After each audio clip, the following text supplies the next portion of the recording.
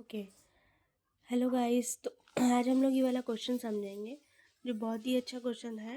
ऐसे क्वेश्चन में बच्चों को बहुत प्रॉब्लम आती है। क्वेश्चन क्या है?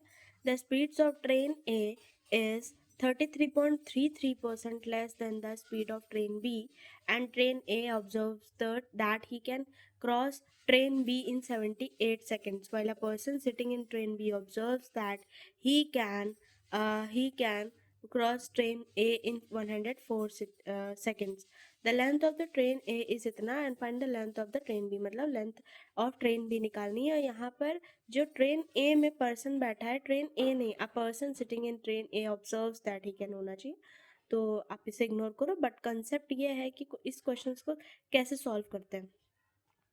तो पहले हमें दिया हुआ है जो परसेंट का रिलेशन दिया हुआ है ट्रेन ए और बी का, तो हम उसके हिसाब से स्पीड लिखते हैं। ठीक है, स्पीड जो हो गई हमारी ए और बी की स्पीड हो गई इस 33 इसके फ्रैक्शन वैल्यू होती है 1/3। तो हमारा कौन लेस है? ए लेस है। तो ए कितना लेस है? 1। तो ये हो गया 2 और ये हो गया 3। ओके, तो ये हमें रिलेशन स्पीड का मिल गया ए और बी में।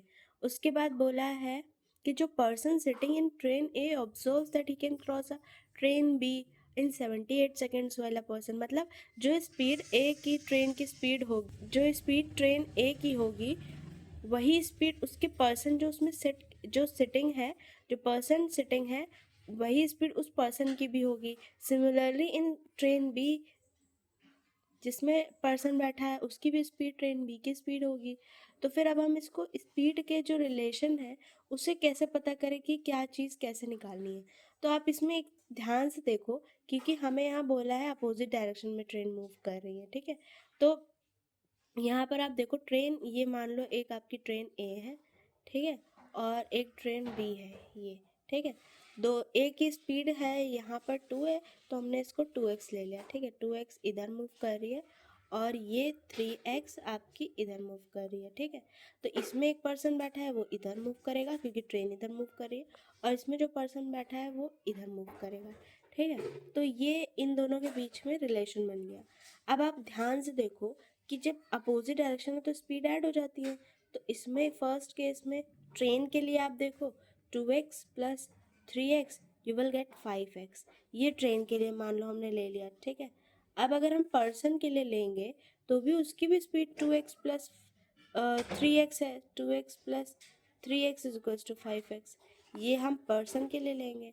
तो जब दोनों के कंडीशन में हमें स्पीड सेम मिल रही है तो that means speed is constant. Okay, इसलिए जब स्पीड कांस्टेंट होती है तो स्पीड ये दी गई है, तो अब अगर हमें यहाँ पर 78 सेकेंड्स और टाइम का जो रिलेशन दिया हुआ है दोनों में, हाँ, तो हम बोल रहे थे कि जैसे टाइम और जब स्पीड कांस्टेंट हो गई तो टाइम और डिस्टेंस सेम होता है। और टाइम हमें क्वेश्चन में दिया हुआ है कि person sitting in train A observe that he can cross train B को वो 78 सेकेंड में क्रॉस करता है। तो ए का हो जाएगा train A observe that he can the person sitting in train A को 104 सेकेंड्स लगते हैं और ट्रेन बी को लगते हैं 78 सेकेंड्स। तो जब दोनों को कट करेंगे तो सिंपलेस्ट फॉर्म में लाएंगे 3:4 आ जाएगा और वही रिलेशन हमारा डिस्टेंस का हो जाएगा। ठीक है, और हमें क्वेश्चन में दिया हुआ है लेंथ ऑफ ट्रेन ए, तो वो दिया हुआ है 780 मीटर।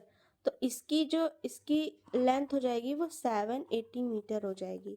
ठीक है, तो ये आ जाएगा तुम्हारा 4 1 जा 4 2 जा हाफ, तो ये आ जाएगा आपका 195 और फिर इससे मल्टीप्लाई होगा तो ये आपकी वैल्यू आ जाएगी 585। ठीक है, तो आपका आंसर आ गया। आपसे क्वेश्चन में क्या पूछा था? Then find the length of train B, तो हमें वो आंसर मिल गया। I hope this video will helpful for you and thank you.